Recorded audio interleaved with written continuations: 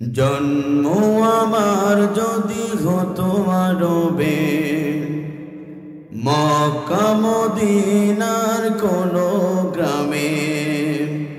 জন্ম আমার যদি হতো আরবে, মক্কা মদিনার কোনো গ্রামে। জন্ম আমার যদি হতো আরবে, মক্কা মদিনার কোনো গ্রামে।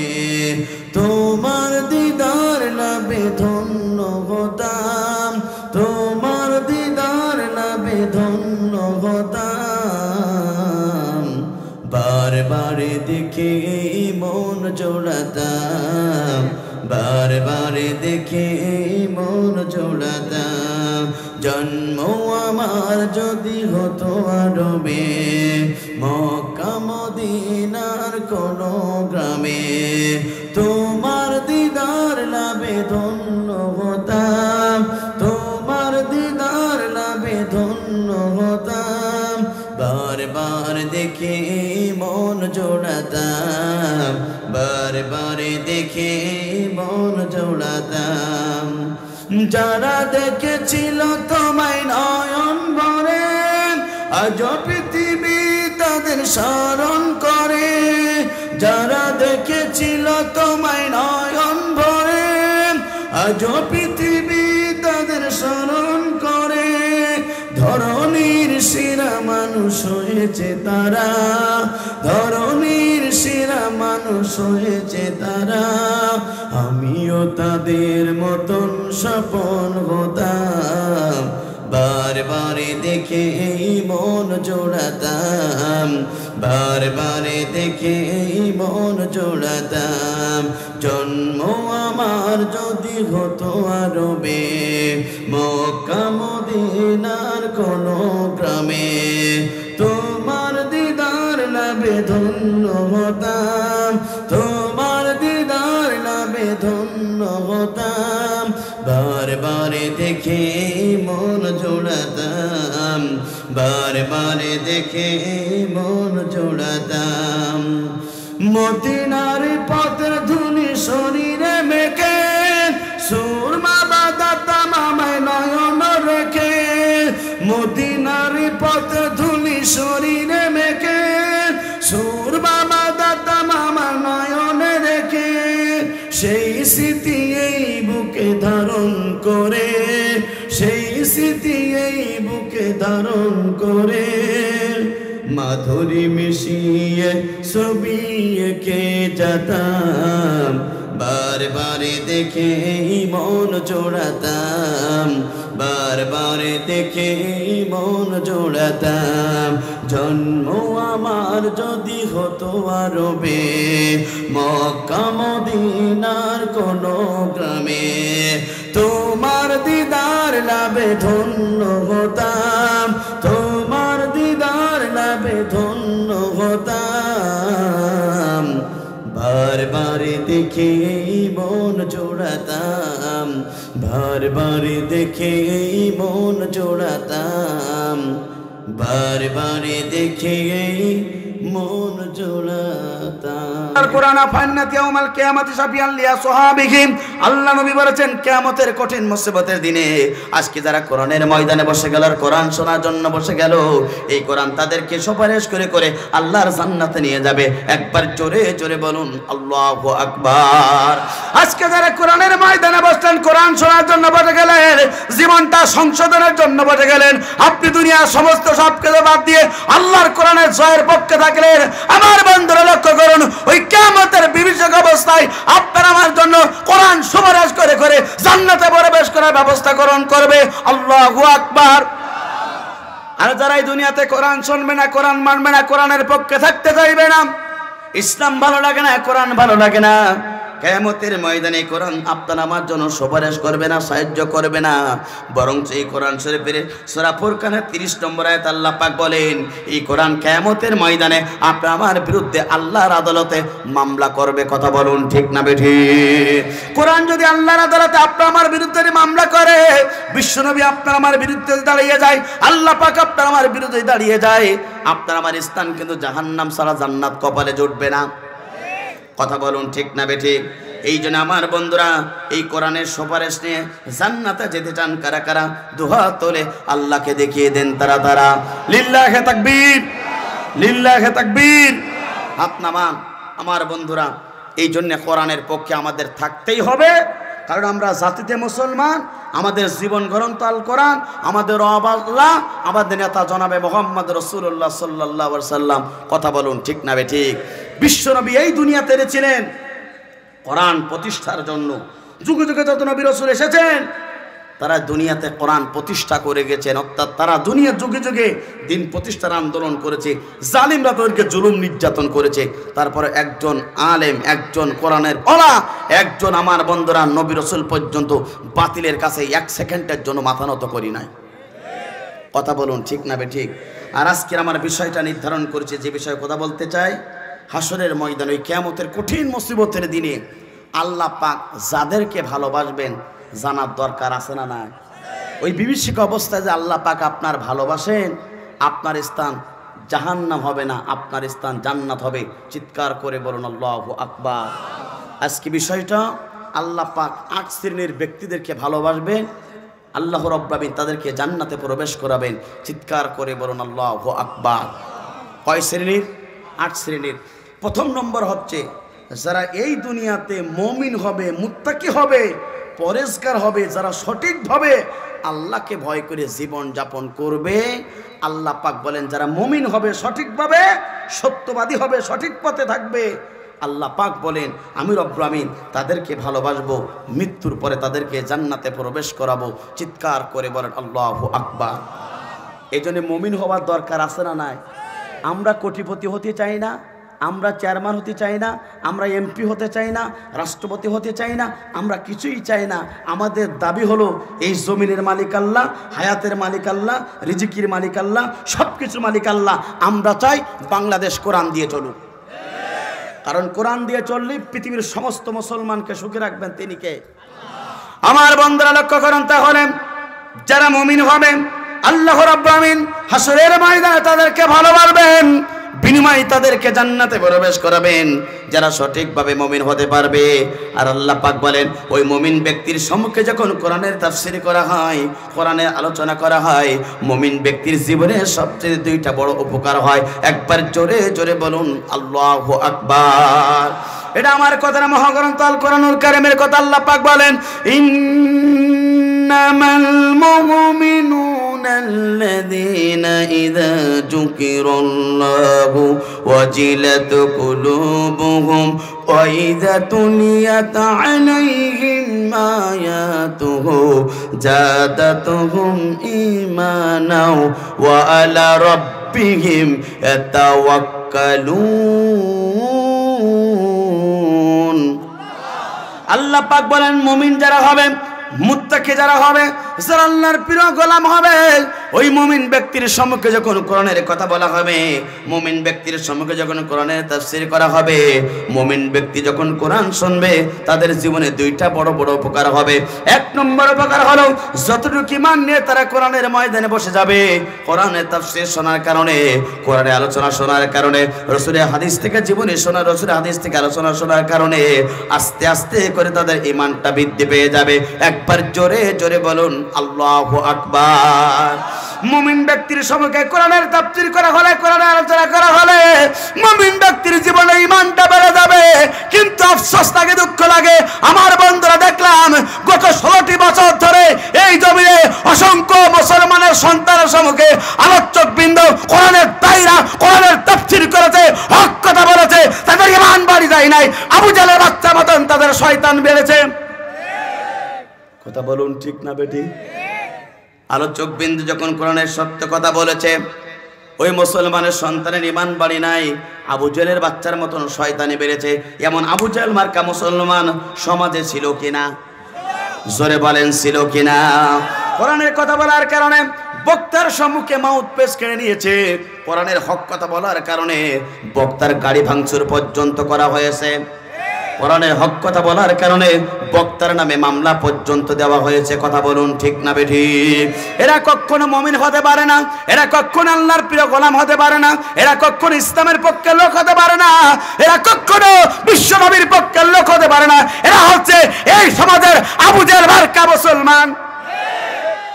কিন্তু আল্লাহ পাক বলেন মুমিন ব্যক্তির সম্মুখে কোরআনের তাফসীর করা হলে এক নম্বর উপকার হলো তার জীবনের ঈমানটা বেড়ে যাবে। দ্বিতীয় নম্বর ওই মুমিন ব্যক্তির উপকার হলো আমার বন্ধুরা দুনিয়ার কোনো জালিমের কাছে মাথা নত করে না, দুনিয়ার কোনো স্বৈরাচারের কাছে মাথা নত করে না। ওই ইমানদার দুনিয়ার কোনো ফ্যাসিস্টের কাছে তারা মাথা নত করে না। তাদের মাথা নত হয় কেবলমাত্র শুধুমাত্র একমাত্র তারা আল্লাহর প্রতি। কথা বলুন ঠিক না বেঠিক? এই জন্য আমার বন্ধুরা 2024 সালে ছাত্র আন্দোলনের বৈষম্যবাদী ছাত্র আন্দোলনের ভাইরা তারা বলেছিল জালিমের কাছে মাথা নত করি না, আমরা ফিরে আল্লাহর কাছ থেকে একবার এসেছি একবার ফিরে যাব। এই কবলটা এই জীবনটা আল্লাহর কাছে মাথা নত করব, আল্লাহর কাছে যাব, ভরসা আল্লাহর কাছে করব। কোন দুনিয়ার কোন স্বৈরাচারের কাছে মাথা নত করতে পারি না। ছাত্র আন্দোলন ভাইরা দেখুন আল্লাহর কাছে মাথা নত করে দিল, আল্লাহর প্রতি ভরসা করলো, আল্লাহর পক্ষ থেকে রহমত চলে আসলো। ফের আমার বন্ধুরা আল্লাহর পক্ষ থেকে বরকত চলে আসলো, সাহায্য চলে আসলো। 2024 সালে কেউ চিন্তা করি নাই এই জালিমরা দুনিয়ার মাঝ থেকে লেজ গোটাতে গোটাতে চলে যাবে। কথা বলুন ঠিক না বেঠিক? মুমিন ব্যক্তি আল্লাহর প্রতি ভরসা করলে মুমিনদের বিজয় দান করেন তিনি কে? সে আল্লাহ পাক আছে না নাই? আল্লাহ রাব্বুল আলামিন সেটাও কোরআনুল কারীমের ভিতরে ঘোষণা করলেন ওয়ালা তাহিনু ওয়ালা তাহজানু ওয়া আনতুমুল আলাউনা ইন কুনতুম মুমিনিন। তোমরা যদি মুমিন হতে পারো, তোমরা যদি আল্লাহর প্রিয় গোলাম হতে পারো, তোমরা যদি আল্লাহর নেককার বান্দা হতে পারো, ও মুসলমান শুনে রাখো আমি রব বলছি তোমাদেরকে, তোমাদের ভয় নেই, তোমাদেরকে টেনশন নাই। আমি রব্বুল আমিন তোমাদেরকে এই জমিনে বিজয় দান করাবো। একবার জোরে জোরে বলুন আল্লাহু আকবার। আমার বন্ধুরা সঠিকভাবে মুমিন হতে পারবে দুনিয়াতে যারা, মৃত্যুর পরে জান্নাতের ফেরদাউসের মেহমান হবে তারা। আল্লাহু আকবার। কথাকার আল্লাহ পাক সেটাও কোরআনুল কারীমের ভিতরে ঘোষণা করলেন ইন্নাল্লাযীনা আমানু ওয়া আমিলুস সলিহাতি কানাত লাহুম জান্নাতুল ফিরদাউসি নুজুলা। চিৎকার করে বলুন আল্লাহু আকবার। তোমরা যদি সঠিকভাবে ঈমান আনতে পারো আর দুনিয়াতে ভালো ভালো কাজ করতে যদি পারো, এই দুইটা কাজ যদি তোমরা সঠিকভাবে করতে পারো, আমি রব্বুল আমিন কমিটমেন্ট দিলাম, আমি রব্বুল আমিন ওয়াদাবদ্ধ হয়ে গেলাম, আমি রব্বুল আমিন প্রতিশ্রুতিবদ্ধ হয়ে গেলাম। বান্দা শুনে রাখো, বান্দে শুনে রাখো, মৃত্যুর পরে পৃথিবীর নয় গোটা জান্নাতের চেয়ে সবচেয়ে বড় জান্নাতের মেহমান আমি রব্বুল আলামিন তোমাদের জন্য করব। একবার জোরে জোরে বলুন আল্লাহু আকবার। আমার বন্ধুরা এই জন্যই পৃথিবীতে সঠিকভাবে ঈমান আনার দরকার আছে না নাই? এই ঈমানের রাস্তায় যদি আপনি চলেন, মুমিন যদি সমাজে পরিচয় দেন, আপনাকে আমাকে পরীক্ষা নেবেন তিনি কে? সে আল্লাহ পাক আছে না নাই? সেটা আল্লাহ রাব্বুল আমিন কোরআনুল কারীমের ভিতরে ঘোষণা করলেন আলিফ লাম মিম আহাসিবান নাসু মাইতুরাকু আইয়াকুলু আমান্না ওয়া হুম লা ইফতানুন। তোমরা কি মনে করেছো লা ইলাহা ইল্লাল্লাহ মুহাম্মদ রাসূলুল্লাহ বললে তোমাকে ছেড়ে দেওয়া হবে, তোমাদেরকে ছেড়ে দেওয়া হবে? না না না, তোমাদেরকে ছেড়ে দেওয়া হবে না, তোমাদেরকে পরীক্ষা করা হবে। পরীক্ষার মাধ্যমে আল্লাহ পাক যাচাই বাছাই করতে চায় কারা এই দুনিয়াতে সঠিক পথে আছে আর কারা মিথ্যাবাদীদের পক্ষে আছে। কথা বলুন ঠিক না বেঠিক? আমার বন্ধুরা এই জন্য প্রথম নম্বর পয়েন্ট হলো আপনি আমি যদি মুমিন হতে পারি, আপনি যদি আল্লাহর প্রিয় গোলাম হতে পারেন, আপনি যদি আল্লাহর সবচেয়ে নিকটতম হতে পারেন, হাসরের ময়দানে আল্লাহ পাক আপনাকে ভালোবাসবে, ডানাতে আমলনামা পাবেন, বিনিময়ে আপনি আল্লাহর জান্নাতে চলে যেতে পারবেন। একবার জোরে জোরে বলুন আল্লাহু আকবার। এই জন্য সঠিকভাবে মুমিন হবার দরকার আছে না নাই? জোরে বলেন আছে না নাই? আমার বন্ধুরা দ্বিতীয় নম্বর পয়েন্ট হলো যারা এই দুনিয়াতে আল্লাহর জীবন ব্যবস্থাকে যারা স্বেচ্ছায় অনিচ্ছায় যারা মেনে নিতে পারবে, আল্লাহ পাক বলেন হাসরের ময়দানে আমি রব্বুল আমিন তাদেরকে ভালোবাসবো, আমি রব্বুল আমিন তাদেরকে উত্তম পুরস্কার দেব। একবার জোরে জোরে বলুন আল্লাহু আকবার। দ্বিতীয় নম্বর হলো আল্লাহর জীবন ব্যবস্থা ইসলাম।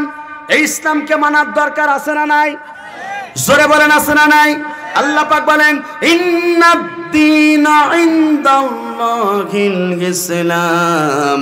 আল্লাহ তাআলার কাছে একমাত্র শুধুমাত্র কেবলমাত্র পূর্ণাঙ্গ জীবন ব্যবস্থা নাম আছে এই ইসলাম অর্থাৎ কোরআন। একবার জোরে জোরে বলুন আল্লাহু আকবার। Islam is the complete code of life. পূর্ণাঙ্গ মুসলমান, একজন মুসলমানের পূর্ণাঙ্গ জীবন ব্যবস্থা নামা আল্লাহর কোরআন। সুতরাং এই কোরআনকে যারা ভালোবাসবে, এই ইসলামকে যারা মেনে নেবে, আল্লাহ রাব্বুল আমিন তাদেরকে মর্যাদা দান করবেন। একবার জোরে জোরে বলুন আল্লাহু আকবার। মালিক ইয়াউমিদ্দিন, প্রতিফল দিবসের মালিককে। ওই প্রতিফল দিবসের উপর বিশ্বাস থাকা দরকার আছে না নাই? যারা প্রতিফল দিবসে বিশ্বাস করে এই দুনিয়াতে আল্লাহর জীবন ব্যবস্থা তারা মেনে নেয়। কথা বলুন ঠিক না বেঠিক? যুগে যুগে যত পয়গম্বররা এই পৃথিবীতে এসেছেন, যুগে যুগে যত পয়গম্বররা এই দুনিয়াতে এসেছেন, সমস্ত পয়গম্বররা এই জীবন ব্যবস্থা জমিনে বাস্তবায়নের জন্য তারা চেষ্টা করেছে। এটা হচ্ছে ফরজ কাজ। কথা বলুন ঠিক না বেঠিক? জীবন ব্যবস্থা জমিনে বাস্তবায়ন করা ফরজ। বিরোধিতা করলে কুফরি, চুপ থাকলে মুনাফিক। কথা বলুন ঠিক না বেঠিক?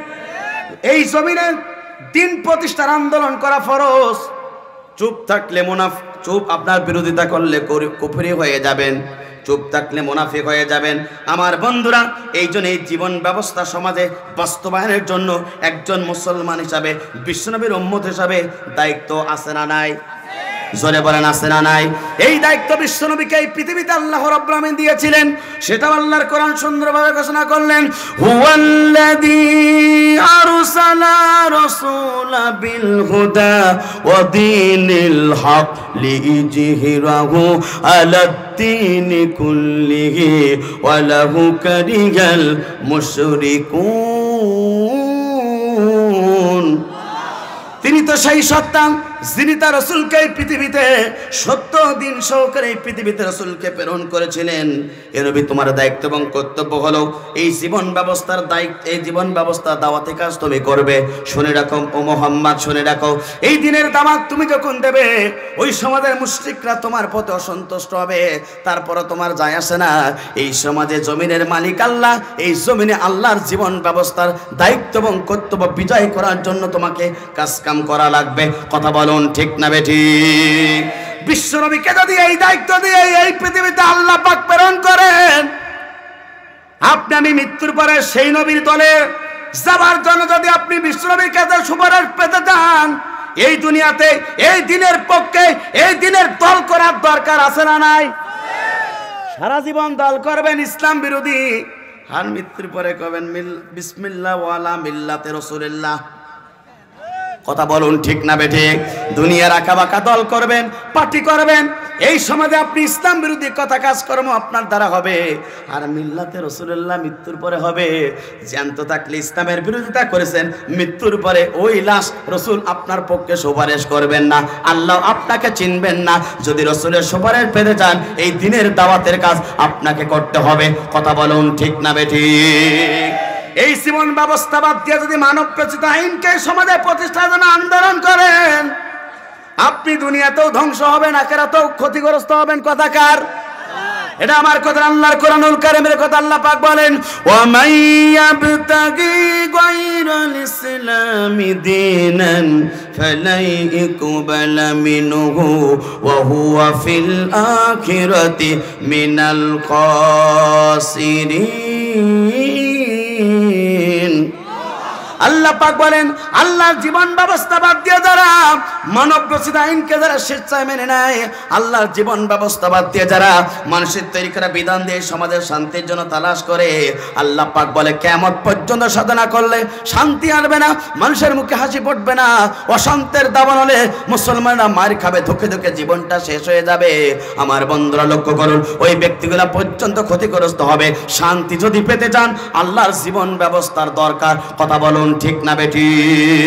সুতরাং এই জীবন ব্যবস্থা যদি বাস্তব জীবন থেকে শুরু করে পার্লামেন্ট পর্যন্ত যদি আপনার সমাজ যদি সেট আপ হয়ে যায়, এই সমাজে বরকত দান করবেন তিনি কে? এই সমাজে রহমত নাজিল করবেন তিনি কে? এই জন্যই দিনের দাওয়াত দেওয়ার কাজ করার দরকার আছে না নাই? এই সমাজ আল্লাহর, এই জমিন আল্লাহ, লিল্লাহি মা ফিস সামাওয়াতি ওয়াল আরদ, আসমান এবং জমিনের একচ্ছত্র ক্ষমতার মালিক আল্লাহ। এই জমিনের মালিক আল্লাহ। এই জমিনে আল্লাহর দ্বীনের কাজ করবেন কারা কারা? দুহাত তুলে একবার আল্লাহকে দেখিয়ে দেন তারা তারা। লিল্লাহি তাকবীর, লিল্লাহি তাকবীর। আল কোরআনের আলো, দুনিয়ার মুসলিম,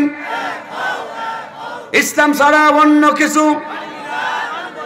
ইসলাম কোন জঙ্গি ধর্ম নয়, ইসলাম কোন জঙ্গি ধর্ম নয়। ওরে ইসলামের এই শত্রু যারা, এই কোরআনের এই শত্রু যারা, তারাই জঙ্গি হয়। ইসলাম কোন জঙ্গি ধর্ম নয়, ইসলাম কোন জঙ্গি ধর্ম নয়। ওরে ইসলামের এই শত্রু যারা, ওই কোরআনের এই শত্রু যারা, তারাই জঙ্গি হয়। ইসলাম কোন জঙ্গি ধর্ম নয়, ইসলাম কোন জঙ্গি ধর্ম নয়। শান্তির দূত বিশ্ব নবী, বিশ্ব জাহানের, শান্তি দিলেন ধরার বুকে সকল মানবের। শান্তির দূত বিশ্ব নবী, বিশ্ব জাহানের, শান্তি দিলেন ধরার বুকে সকল মানবের। নবী কোরআনের বাণী প্রচার করে, নবী কোরআনের বাণী প্রচার করে জগৎ করলেন আলোকময়। ইসলাম কোন জঙ্গি ধর্ম নয়, ইসলাম কোন জঙ্গি ধর্ম নয়। ওরে ইসলামের এই শত্রু যারা, ওই কোরআনের এই শত্রু যারা, তারাই জঙ্গি হয়। ইসলাম কোন জঙ্গি ধর্ম নয়। ইসলাম সে তো পরশ মানুষ পেয়েছে কে তার বলো, তারপর সে মুসলিম জাতি ভুবনে ছড়ালো আলো। কথা বলুন ঠিক না বেড়ে? ইসলাম সে তো পরশ মানিক পেয়েছে কে তার বলো, তারপর সে মুসলিম জাতি ভুবনে ছড়ালো আলো। হায়রে ভুবনে ছড়ালো আলো। ইসলাম যদি এই ধরাতে জানতে তুমি চাও, তাহলে খোলা পায়ের রাশেদার যুগে ফিরে যাও। ইসলাম যদি এই ধরাতে জানতে তুমি চাও, তাহলে খোলা পায়ের রাশেদার যুগে ফিরে যাও। ওরে ইসলামের এই অমীয় বাণী, ওরে ইসলামের এই অমীয় বাণী সারা জগৎ শুনল গান। ইসলাম কোন জঙ্গি ধর্ম নয়, ইসলাম কোন জঙ্গি ধর্ম নয়। ওরে ইসলামের এই শত্রু যারা, তারাই জঙ্গি হয়। ইসলাম কোন, জোরে বলেন না কেন ইসলাম কোন? আমার বন্ধুরা তাহলে লক্ষ্য করুন, যুগে যুগে ইসলামের জন্য বিশ্বনবী কষ্ট করেছেন। এই পৃথিবী যত পয়গম্বর ছিল, সমস্ত পয়গম্বররা পর্যন্ত এই দিনের দাওয়াত কাজ করতে গিয়ে কষ্ট পেয়েছেন। আমার বন্ধুরা আপনার আমার নয়, বিশ্বনবী আখিরি জামানার নবী, তিনি পর্যন্ত দিনের দাওয়াত দেওয়ার ক্ষেত্রে জুলুম নির্যাতনের শিকার হয়েছে। আমার বন্ধুরা বিশ্বনবীকে মারার পর্যন্ত প্ল্যান পর্যন্ত করেছিল। আল্লাহ রাসূলকে এই পৃথিবীতে নিরাপদে রাখলেন তিনি কে? আমার বন্ধুরা এই পৃথিবীতে রাসূলের প্রিয় সাহাবায়ে কেরামরা পর্যন্ত এই দিনের কাজ করেছে, দিন প্রতিষ্ঠার জন্য তারা আন্দোলন করেছেন। আমি রাসূলের একজন তরুণ যুবক সাহাবীর ঘটনা বলতে চাই, যে ঘটনা থেকে আপনি শিক্ষা গ্রহণ করবেন। প্রিয় বন্ধুরা সংক্ষিপ্ত সময় সংক্ষিপ্ত আলোচনা করতে চাই। আমার বন্ধুরা লক্ষ্য করুন, আল্লাহ নবীর কাছে একজন প্রিয় সাহাবী আসলেন, ইসলাম কবুল করলেন, কালেমা গ্রহণ করলেন, মুসলমান হয়ে গেলেন। নবীর পাশে থাকলেন, নবীর সাথে থাকলেন, নবীর সাথে চলাফেরা করতেন। হঠাৎ করে সমস্ত বিশ্বময় অর্থাৎ পারস্য রাজ দরবারে দিনে দাওয়াত দেওয়ার জন্য বিশ্বনবী কয়েকজন সাহাবীকে নিযুক্ত করলেন। তার ভিতরে সম্রাট কাইসার ছিল, পারস্যের সম্রাট নাম তার ছিল কাইসার। পারস্য সম্রাট কাইসারের অর্থাৎ তার জমির অর্থাৎ তার জায়গায় তার দরবারে দিন প্রতিষ্ঠার জন্য, দিনের দাওয়াত দেওয়ার জন্য মনোনীত করলেন একজন সাহাবী। এই সাহাবীর নাম ছিল আব্দুল্লাহ ইবনে হুযাফা রাদিয়াল্লাহু তাআলা আনহু। তরুণ যুবক আমার বন্ধুরা, দেখতে শুনতে ভালো। বিশ্বনবী আব্দুল্লাহ ইবনে হুযাফাকে ডাকলেন, ও আব্দুল্লাহ ইবনে হুযাফা, তুমি শুনে রেখো, পারস্য সম্রাট কাইসার ইসলাম মানতে চায় না, কোরআন মানতে চায় না, দ্বীনের দাওয়াত গ্রহণ করতে চায় না। ও সম্রাট, ও আব্দুল্লাহ ইবনে হুযাফা, তুমি শুনে রাখো, পারস্য সম্রাটের দরবারে তোমার রাসূলের আল্লাহর পক্ষ থেকে দ্বীনের দাওয়াত এটা পৌঁছায় দিতে হবে, তুমি পারবে কিনা বলে দাও। দীপ্ত কণ্ঠে রাসূলের প্রিয় সাহাবী বললেন, ইয়া রাসূলুল্লাহ, হাবিবাল্লাহ, আপনি শুনে রাখুন, আপনি যে আদেশ করবেন রাসূলের প্রিয় সাহাবী আব্দুল্লাহ ইবনে হুযাফা সেটা মানার জন্য বাধ্য। একবার জোরে জোরে বলেন আল্লাহু আকবার।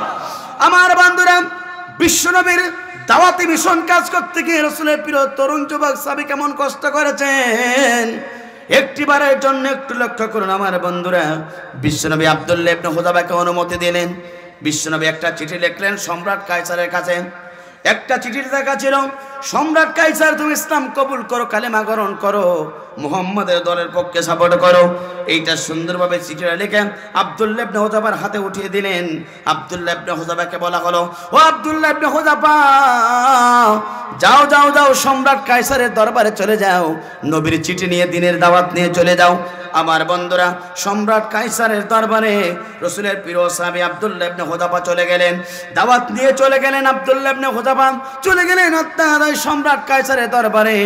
গিয়ে যখন চিঠিটা তিনি যখন দিবেন, সঙ্গে সঙ্গে চিঠি পাবার সঙ্গে সঙ্গে সম্রাট কাইসার বলল, আমার প্রশাসন বাহিনী শুনে রাখো, রাসূলের পক্ষে দ্বীনের দাওয়াত নিয়ে এই যুবক অর্থাৎ সম্রাট কাইসার বলল, এই যুবক আব্দুল্লাহ ইবনে হুযাফা আমার ঘরে অর্থাৎ আমার দরবারে প্রবেশ করেছে, কোনো কথা হবে না। আব্দুল্লাহ ইবনে হুযাফাকে তোমরা গ্রেফতার করে অন্ধপ্রকোষ্ঠে রাখো। একবার জোরে জোরে বলেন নাউজুবিল্লাহ।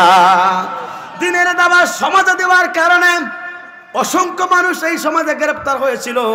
কথা সত্য না মিথ্যা? জোরে বলেন সত্য না মিথ্যা? তার বাস্তব প্রমাণ আমি নাটোর থেকে কোরআনের তাফসীর মাহফিল শেষ করে যখন বাড়ির দিকে রওনা দিলাম, মাঝখানে ব্যারিকেড দিল, 15-20 জন মামুরা দাঁড়িয়ে থাকলো। আমাকে বলল, হুজুর কেন কোরআনের কথা বললেন, কেন হকের পক্ষে কথা বললেন, কেন আল্লাহর জমিনে দ্বীন কায়েমের পক্ষে কথা বললেন, যার কারণে আপনাকে আমাদের সাথে যেতে হবে মামুর বাড়ি। দীপ্ত কণ্ঠে গিয়েছিলাম, 17টা দিন পর্যন্ত অন্ধপ্রকার জীবন যাপন করেছিলাম। এই কপালের মালিক আল্লাহ, আল্লাহর কাছে ছাড়া জবানের মালিক আল্লাহ, বাতিলের কাছে 1 সেকেন্ডের জন্য মাথা নত করি নাই। কথা বলুন ঠিক না বেঠিক? আমার বন্ধুরা, সম্রাট কাইসার যখন এই কথা বললেন, অন্যায়ভাবে গ্রেফতার করলেন আব্দুল্লাহ ইবনে হুযাফাকে। গ্রেফতার করে অন্ধপ্রকোষ্ঠে রাখা হলো। অনেক দিন পরে আব্দুল্লাহ ইবনে হুযাফাকে বের করা, স্বৈরাচার বিরোধী এবং বৈষম্যবাদী ছাত্র আন্দোলন করতে গিয়ে শহীদ আবু সাঈদ, শহীদ মুগ্ধ, আবু রায়হান সহ সর্বশেষ ইসকন বিরোধী আন্দোলন করতে গিয়ে চট্টগ্রামের কৃতি সন্তান অ্যাডভোকেট সাইফুল ইসলাম আলিফ ভাই জীবন দিয়েছেন। আমরা সহ তাদের রুহের মাগফিরাত কামনা করি, জান্নাতের সর্বস্থানে তাদের মর্যাদা দান করুক। চিৎকার করে বলুন আল্লাহুম্মা আমিন। প্রিয় লাউখালীবাসী, আপনারা সবাই কেমন আছেন? আপনারা সবাই কেমন আছেন? আলহামদুলিল্লাহ। আপনাকে আমাকে সুস্থ শরীরে এই কোরআনের ময়দানে বসার সুযোগ দান করেছেন তিনি কে? জোরে বলেন তিনি কে? এমন একটা সময় ছিল এই কোরআনের ময়দানে যারা শ্রোতা আসতো তারাও ভয়ে ভয়ে থাকতো, যারা আলোচনা করতে আসতো তারাও ভয়ে ভয়ে থাকতো। কথা বলুন ঠিক না বেঠিক? বক্তা আসলে নিজের অর্থাৎ সঠিকভাবে কোরআনের কথা বলতে পারতো না। আবার কেউ যদি শ্রোতা থেকে একবার স্লোগান দিত, পরের দিন তার নামে মামলা হতো। কথা বলুন ঠিক না বেঠিক? আমার বন্ধুরা, সমস্ত সব জালিমকে, ইসলাম বিরোধী, কোরআন বিরোধী, আল্লাহর জমিনে দিন বিরোধী যত ব্যক্তিগুলো ছিল, জালিম ছিল, তাদেরকে উৎখাত করে এই সোনালী একটি সমাজ তৈরি করার জন্য এই কোরআনের ময়দানে বসার সুযোগ দান করেছে যে মনিব। বলুন তো, সেই মহান রবের দরবারে দিল খোলা শুকর আদায় করার দরকার আছে না নাই? জোরে বলেন আছে না নাই? এমন একটা সময় ছিল ইসলাম প্রেমিক কোরআন প্রেমিক ব্যক্তিগুলা বাড়িতে কোরআনের কথা শোনার কারণে ঘুমাতে পারতো না। বাড়িতে কোরআনের তাফসীর থাকার কারণে অনেক ব্যক্তি ঘুমাতে পারতো না। সব কিছু জমিন থেকে উৎখাত করে দিয়েছেন তিনি কে? ইন্না বাশশা রাব্বিকা লাশাদীদ। যখন আল্লাহ পাক ধরবে, দুনিয়ার এমন কেউ নাই যে তাকে সঠিক জায়গায় রাখতে পারে। এই ধরা কার? দুনিয়ার মানুষ ধরলে ছাড়াতে পারে, আল্লাহ পাক যখন ধরবে দুনিয়ার কেউ তাকে রাখতে পারবে না। তার বাস্তব প্রমাণ আপনারা নিজে চক্ষু দিয়ে, আপনারা দুই চক্ষু দিয়ে অবলোকন করেছেন। যারা এই পৃথিবীতে অহংকারী ছিল, যারা ইসলাম বিরোধী ছিল, কোরআন বিরোধী ছিল, আলেম বিরোধী ছিল, হাফেজ বিরোধী ছিল, মাদ্রাসা বিরোধী ছিল, আল্লাহর জমিনে একামতের দিনের বিরোধিতা যারা ছিল, অহংকার করেছিল, জমিন থেকে লাঞ্ছিত অপমানিত করে তাদেরকে বিদায় গ্রহণ করেছেন তিনি কে? সব কিছু পারেন তিনি কে? তার বাস্তব প্রমাণ কেউ মাইন্ডে নেবেন না। আল্লাহ পাক যদি চায়, দুপুরে রান্না করা খাওয়ার পর্যন্ত আপনার হুড়কোড়ের নিচে অর্থাৎ গলার ভিতরে আল্লাহ পাক ঢোকানোর পর্যন্ত সুযোগ দেন না। আল্লাহ পাক যদি চায়, নিজের পরিহিত কাপড়টা পর্যন্ত লেগেছে নেওয়ার সুযোগ করে দেন না। আল্লাহ পাক যদি চায়, 2 মিনিটের বক্তব্য পর্যন্ত দুনিয়াতে সুযোগ করে দেন না। তিনি কে? সুতরাং জবানের মালিক কে? হায়াতের মালিক কে? সব কিছুর মালিক যিনি আল্লাহ। আল্লাহ পাক আপনাকে আমাকে এই জমিনে পাঠিয়েছেন অহংকার করার জন্য নয়, বরঞ্চ এই জমিনে নম্রতা, ভদ্রতা, রহমানের সঠিক বান্দা হিসাবে এই জমিনে ইসলামের পক্ষে, কোরআনের পক্ষে থাকার দরকার আছে না নাই? আমার বন্ধুরা, যারা অহংকারী করবে আল্লাহ পাক তাদেরকে দুনিয়ার মাঝ থেকে বিদায় গ্রহণ করাবে। আর যারা এই দুনিয়াতে আল্লাহর কোরআনের পক্ষে থাকবে, ইসলামের পক্ষে থাকবে, তাদের জন্য সাহায্য করবেন তিনি কে? মাতা নাসরুল্লাহ। আল্লাহর সাহায্য আছে না নাই? আমাদেরকে বলতো, হুজুর আমরা কি এই জমিন থেকে জালিমকে বিদায় হবে না? আমরা তাদেরকে সান্ত্বনা দিতাম, মাতা নাসরুল্লাহ, আল্লাহর সাহায্য আসবে। যুগে যুগে জালিমরা ধ্বংস হয়েছে, আল্লাহর পক্ষ থেকে সাহায্য এনেছে। আর 2024 সালে বাংলাদেশের মুসলমানের জন্য আল্লাহর পক্ষ থেকে স্পেশাল সাহায্য আসলো, যার কারণে জালিম জমিন থেকে লেজ গোটাতে গোটাতে বিদায় গ্রহণ করলো। সে আল্লাহ পাক আছে না নাই? একটা কথা বলতে চাই, অহংকার আপনার আমার দ্বারা সাজে না। অহংকার করতে পারেন তিনি কে? সুতরাং এই জমিনে আপনি আমি কি অহংকার করতে পারি? জোরে বলেন পারি? অনেক ব্যক্তিগুলা বলতো অশালীন ভাষায়, জবানের মালিক আল্লাহ, হায়াতের মালিক আল্লাহ। এই জবান দিয়ে তারা অহংকার বলতো যে খেলা হবে, অনেক কিছু বলতো। আল্লাহ পাক এমন খেলা খেলাই দিয়েছে, সিসি ক্যামেরা দিয়ে পর্যন্ত খুঁজি খুঁজি পাওয়া যায় না। কোরআনের পাখি আল্লামা সাইদি বলেছিল, 12 কোটি মুসলমান একটা নালা দিবে, মামুর বাড়ি দিল্লি গিয়েই পড়বে। কথা বলুন ঠিক না বেঠিক? কোরআনের পাখি আল্লামা সাইদি বলেছিল, এমন একটা সময় আসবে, এমন একটা জামানা আসবে, এমন একটা কাল আসবে, এই জালেমরা ইঁদুর ইঁদুরের গুত্ত পর্যন্ত খুঁজে খুঁজে পাবে, এই জালেমরা ইঁদুরের গর্ত পর্যন্ত খুঁজে খুঁজে পাবে না। সে আল্লাহ পাক আছে না নাই? আমার বন্ধুরা, আপনাদের সমাজে যারা কোরআন ভালোবেসেছে, ইসলাম ভালোবেসেছে, তারা কষ্ট করেছে কত। এই জন্যে আমার বন্ধুরা, আজকে আপনাকে আমি লক্ষ্য করে বলতে চাই, দুনিয়ার জীবন পরিসমাপ্ত হয়ে যাবে, দুনিয়ার সব কিছু শেষ হয়ে যাবে, আপনাকে আমাকে এই মাটির নিচে যেতে হবে। সুতরাং মাটির উপরে অহংকারী, দাম্ভিকতা, আপনি জালিম হতে পারেন না। এই মাটির নিচে যেহেতু যেতে হবে, আপনার আমার জীবনটা কোরআন মোতাবেক সাজানোর দরকার আছে না নাই? জোরে বলেন আছে না নাই?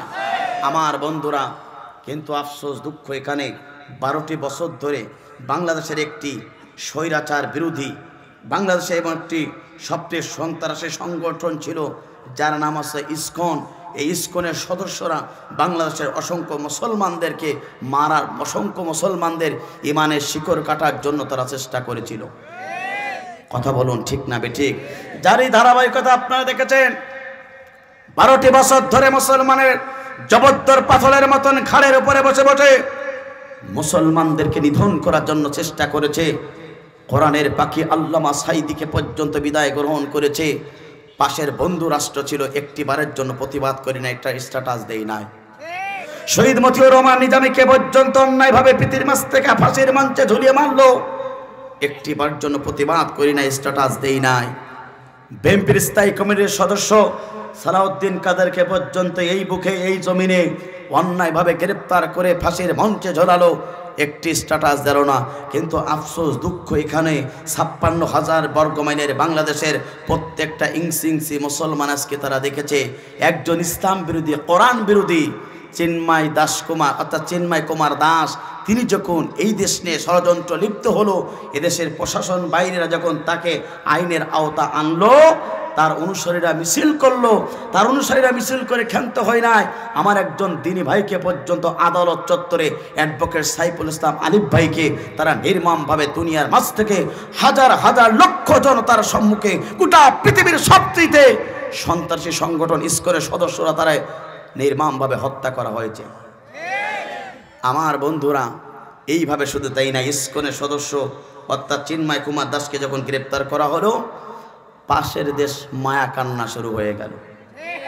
কথা বলুন ঠিক না বেঠিক? তারা আজকে ওত পেতে আছে, তারা আজকে চক্ষু রাঙ্গাচ্ছে বাংলাদেশের এই জমিনটাকে নিয়ে।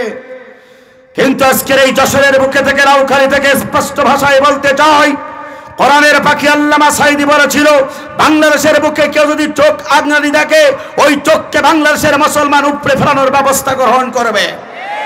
এই বাংলাদেশের বুকে যদি কেউ অন্যায়ভাবে এই বাংলাদেশের জমিনটাকে যদি কেউ তাকাতে চায়, শুনে রাখো তৌহিদি জনতারা, আজকে মুসলমান লক্ষ্য করুন, গোটা পৃথিবীর ইহুদি ও নাস্তিকরা শুনে রাখো, বাংলাদেশের মুসলমানদের 1 ইঞ্চি অর্থাৎ 1 ফোঁটা রক্ত থাকতে কোন ইহুদি নাস্তিকদের কাছে মুসলমানের হাফেজদের বাংলাদেশকে তারা ছেড়ে দিতে পারে না।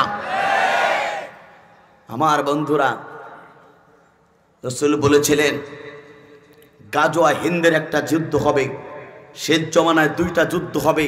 এই যুদ্ধে যারা অংশগ্রহণ করবে, আল্লাহ রাসূল বলেছেন আল্লাহ রাব্বুল আমিন তাদেরকে ভালোবাসবেন, তাদেরকে সবচেয়ে পুরস্কার জান্নাতে মেহমান করাবেন। আমার বন্ধুরা, তার মধ্যে ওই যুদ্ধের ময়দানে যারা অংশগ্রহণ করবে, যারা ঈসা আলাইহিস সালাতু ওয়াস সালাম আসবে, ইমাম মাহদী আলাইহিস সালাতু ওয়াস সালাম আসবে, ঠিক ওই সময় অর্থাৎ আমার বন্ধুরা জাদ্দালের বিরুদ্ধে একটা যুদ্ধ হবে। ওই যুদ্ধের ময়দানে যারা ইমাম মাহাদির পক্ষে থাকবে, ঈসা আলাইহিস সালাতু ওয়াস সালামের পক্ষ থেকে যারা এই জমিনে যুদ্ধ করবে, আল্লাহ রাব্বুল আমিন তাদেরকে ভালোবাসবেন এবং জান্নাতে প্রবেশ করাবেন। চিৎকার করে বলেন আল্লাহু আকবার। বিশ্বনবী শেষ বাণীতে ভবিষ্যৎবাণীতে বলেছিলেন, ভারতবর্ষে হিন্দুত্ববাদের বিরুদ্ধে মুসলমানদের একটা যুদ্ধ হবে। সেই যুদ্ধের ময়দানে যারা অংশগ্রহণ করতে পারবে, হিন্দুত্ব বিরুদ্ধে যারা অংশগ্রহণ করে জিহাদের ময়দানে নামবে, অসংখ্য মুসলমান দুনিয়ার মাঝে বিদায় গ্রহণ করবে। তারপরেও যারা এই জমিনে কালেমার পক্ষে থাকবে, হকের পক্ষে থাকবে, যদি তারা শাহাদাত বরণ করে দুনিয়ার মাঝে বিদায় গ্রহণ করে, আল্লাহ রাব্বুল আমিন তাদেরকে সর্বোচ্চ জান্নাতের ফেরদাউসে মেহমান করবে। চিৎকার করে বলেন আল্লাহু আকবার।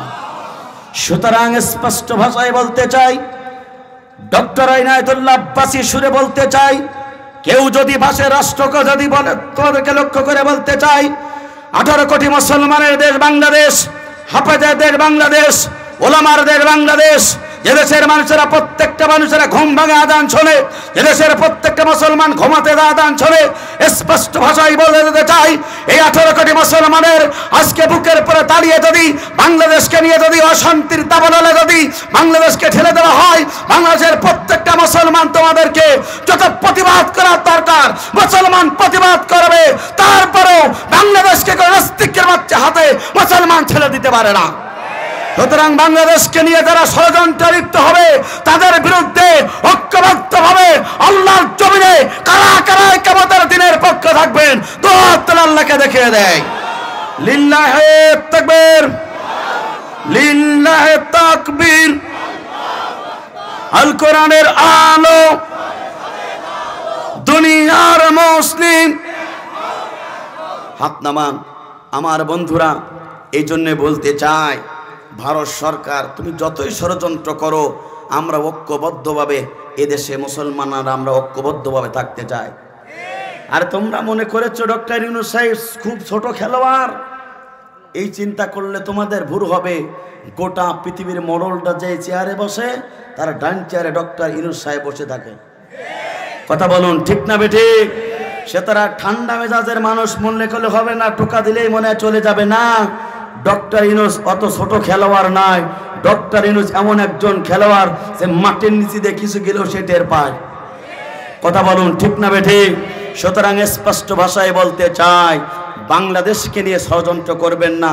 কোরআনের পাকে আল্লামা সাঈদী বলেছিল, বাংলাদেশকে নিয়ে যারাই ষড়যন্ত্র লিপ্ত হবে মানচিত্র থেকে তাদের নাম উঠে যাবে। বাংলাদেশকে নিয়ে যারা ষড়যন্ত্র লিপ্ত হবে পৃথিবীর মাঝ থেকে তারা খান খান হয়ে যাবে, টুকরা টুকরা হয়ে যাবে। সুতরাং ভবিষ্যতে ইসলাম বিরোধী, কোরআন বিরোধী, আলেম বিরোধী ভারত সরকারকে খান খান করে দেবেন তিনি কে? আমার বন্ধুরা, তাহলে লক্ষ্য করুন, আপনি আমি কোরআনের ময়দানে এনেছি, আপনি আমি কোরআন শোনার জন্য এনেছি। সেই মহান রব কোরআনুল কারীমের ভিতরে ঘোষণা করলেন, বান্দা শুনে রাখো, হাজার হাজার মানুষের ভিড় থেকে বাছাই কৃত করে যে ব্যক্তিগুলো আজকে কোরআনের তাফসীর মাহফিলে আসলো আর কোরআন শোনার জন্য বসে গেল, সেই মহান রব কোরআনুল কারীমের ভিতরে ঘোষণা করলেন, বান্দা শুনে রাখো, আমার পক্ষ থেকে দরবিরলাই থেকে তোমাদের জন্য সবচেয়ে দামি কিতাব তোমাদের জন্য গিয়েছে। সুতরাং শুনে রাখো প্রিয় মুসল্লিবৃন্দ, সুতরাং শুনে রাখো প্রিয় তাওহীদি জনতা, আল্লাহর পক্ষ থেকে সবচেয়ে দামি কিতাব আপনার আমার প্রতি আসলো। আর সেই মহান রব বলছেন, বান্দা শুনে রাখো, এই কোরআন পেয়ে যারা সবচেয়ে আল্লাহর প্রতি খুশি হয়ে যাবে, গোটা পৃথিবীর সবচেয়ে সম্পদের চেয়ে আসল সম্পদ মুসলমানেরা পেয়ে যাবে। একবার জোরে জোরে বলুন আল্লাহু আকবার। এটা আমার কথা না, মহাগ্রন্থ আল কোরআনুল কারীমের কথা। আল্লাহ রাব্বুল আমিন কোরআনুল কারীমের ভিতরে ঘোষণা করলেন, কুল বিফাদলিল্লাহি ওয়া বিরহমাতিহি ফাবিযালিকা ফালইফরাহু হুয়া খায়রুম মিম্মা ইয়াজমাউন। আল্লাহ পাক বলেন, আল্লাহর পক্ষ থেকে যত বরকত চলে আসলো, আল্লাহর পক্ষ থেকে রহমত চলে আসলো, আল্লাহর পক্ষ থেকে অনুগ্রহ চলে আসলো, তার এক নম্বর অনুগ্রহপূর্ণ কিতাবের নাম আল্লাহর কোরআন। সে মহান রব ঘোষণা করলেন, বান্দা শুনে রাখো, আমার পক্ষ থেকে সব কিছু বাদ দিয়ে যারা কোরআন পেয়ে গেল, যারা কোরআনের পক্ষে থাকতে পারলো, ইসলামের পক্ষে থাকতে পারলো, কোরআন পেয়ে যারা আল্লাহর প্রতি খুশি হয়ে গেল, গোটা পৃথিবীর মুসলমান লক্ষ্য করুন, আমার বন্ধুরা লক্ষ্য করুন, গোটা পৃথিবীর সমস্ত সম্পদের চেয়ে আসল সম্পদ তারা পেয়ে গেল। একবার জোরে জোরে বলুন আল্লাহু আকবার। কথা কার? আল্লাহ পাক বলছেন, আমার পক্ষ থেকে যে বরকত গেল, রহমত গেল, তার এক নম্বর রহমতপূর্ণ কিতাবের নাম আল্লাহর কোরআন। সুতরাং যে জাতি কোরআন পেয়ে গেল, গোটা পৃথিবীর সমস্ত সম্পদের চেয়ে আসল সম্পদ তারা পেয়ে গেল। চিৎকার করে বলুন আল্লাহু আকবার। সুতরাং কোরআন পেয়ে খুশি হবার দরকার আছে না নাই? কোরআন পেয়ে খুশি হবে তারা এই জমিনে আল্লাহর দ্বীনের পক্ষে থাকতে চায় যারা। কোরআন পেয়ে আল্লাহর প্রতি খুশি হবে তারা এই বাংলার জমিনকে দুর্নীতি মুক্ত করতে চায় যারা। কোরআন পেয়ে আল্লাহর প্রতি খুশি হবে তারা হাসরের ময়দানে ডানাতে আমলনামা পেতে চায় যারা। কোরআন পেয়ে আল্লাহর প্রতি খুশি হয়ে যাবে তারা মানব রচিত আইনকে বাদ দিয়ে আল্লাহর কাছে, আল্লাহর জমিনে আল্লাহর কোরআনের পক্ষে মাথা নত করে দেবে যারা। এই যে কোরআন পেয়ে খুশি হওয়ার দরকার আছে না নাই? অনেকে কোরআন পেয়ে খুশি হয় না, অনেকে চেয়ার পেয়ে খুশি হয়। তারা মনে করে চেয়ার মনে হয় আমাদের একেবারে বাপদাতার সম্পত্তি, চিরস্থায়ী করবে, কিন্তু এই চেয়ারে মাত্র 1.5 ঘন্টা ছাড়া আপনি আমি থাকতে পারবো না। আমার সময় 1.5 ঘন্টা পরে এই চেয়ার আমাকে ছেড়ে দিতেই হবে। সুপার বোটো আটা যদি এখানে লাগাই, প্রধান বক্তা আসবে, যত আটা লাগাই না কেন কাজ হবে না। কথা বলুন ঠিক না বেঠিক? কিন্তু আমি যদি এখানে জোরপূর্বক জুলুম করে বসে থাকি, আপনারাও খারাপ বলবেন, কমিটিও খারাপ বলবে। এই জমিনে চেয়ারে নক করা ব্যক্তি, অবৈধভাবে বসে থাকা ব্যক্তি ছিল কিনা? জোরে বলেন ছিল কিনা? যদি উচিত কথা কই পিঠের উপর দিয়ে যাবে মো, এ জ্বালা কেমনে সই। তারপরও সত্য কথা বলতে হবে, আপনাদেরকেও সত্য কথা শোনা লাগবে। বাংলার মুসলমান করে আল্লাহর নাফরমান, বিপদে পড়ে যখন পড়ে ফেলায় চোখের পানি। আল্লাহ কয়, তোরা যে কত সিটিং বাস্তব আসমানের মালিক আমি জানি। ধরে মোল্লা ধরে না, ধরলে মোল্লা ছাড়ে না, সবাই ধরে বারবার, মোল্লারা ধরে একবার। এই মোল্লারা যাদের ধরেছে জানাজার নামাজ তাকে পড়ায় লেগেছে। বঙ্গবন্ধুর ভাষণ জিয়া কেটেছেন খাল।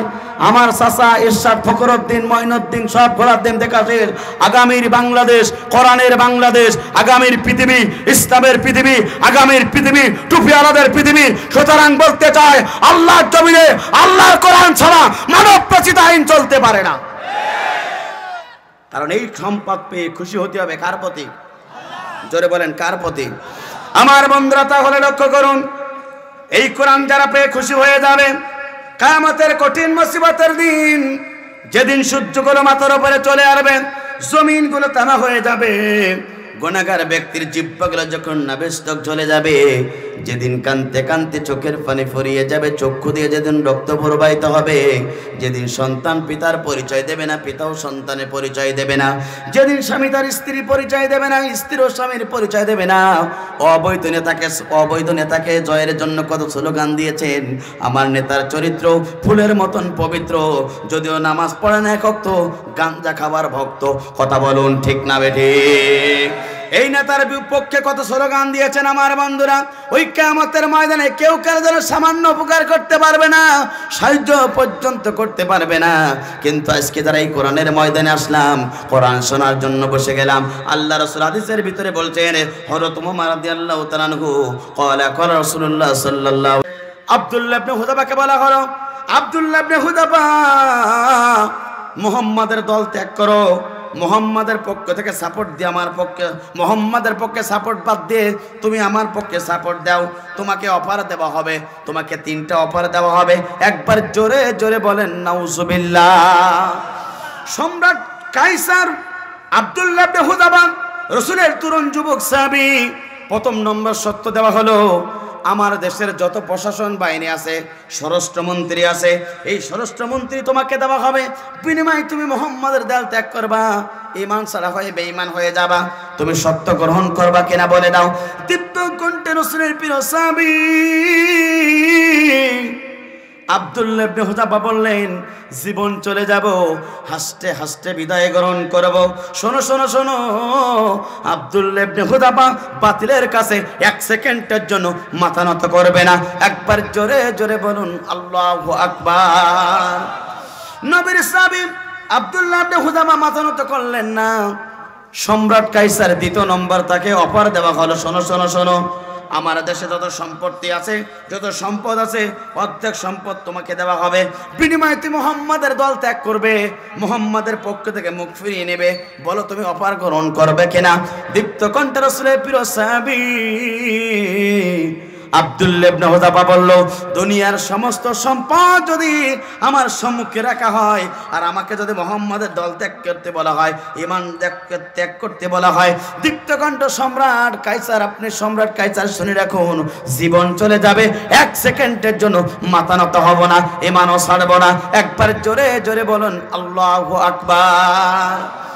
আমার বন্ধুরা, ঈমান ছাড়লেন না। 3 নম্বর সম্রাট কায়সার প্রশাসনকে সম্মুখে রেখে আব্দুল্লাহ ইবনে হুযাফাকে অফার দেওয়া হলো, শোনো রাখো। 3 নম্বর অফার হলো, আমার মেয়ে দেখতে শুনতে খুবই ভালো, আমার মেয়ে এখনো পর্যন্ত বিবাহ দেই নাই, সুন্দরী তপস্বী মেয়ে আমার। ও আব্দুল্লাহ ইবনে হুযাফা, শুনে রাখো, তুমি যদি ইসলাম ছেড়ে দাও, কালেমা ছেড়ে দাও, মুহাম্মাদের দল ত্যাগ করো, আমার পক্ষে থাকো, তাহলে আমার সুন্দরী মেয়ের সাথে তুমি বিবাহ করবে, তুমি হবে আমার জামাই। আমি সম্রাট যখন দুনিয়ার মাঝে বিদায় গ্রহণ করব, তোমাকে এই চেয়ারে বসায় দেওয়া হবে। দীপ্ত কণ্ঠে রাসূলের প্রিয় সাহাবী চোখের পানি ছেড়ে দিয়ে বলল, সম্রাট কায়সার, শুনে রাখো, একবার ঈমান এনেছি আল্লাহর প্রতি, একবার হায়াতের মালিক আল্লাহ, রিজিকের মালিক আল্লাহ, সবকিছুর মালিক আল্লাহ, আমার জীবন চলে যাবে। নবীর প্রিয় সাহাবী সম্রাট কায়সারের কাছে মাথা নত করবে না। একবার জোরে জোরে বলেন আল্লাহু আকবার।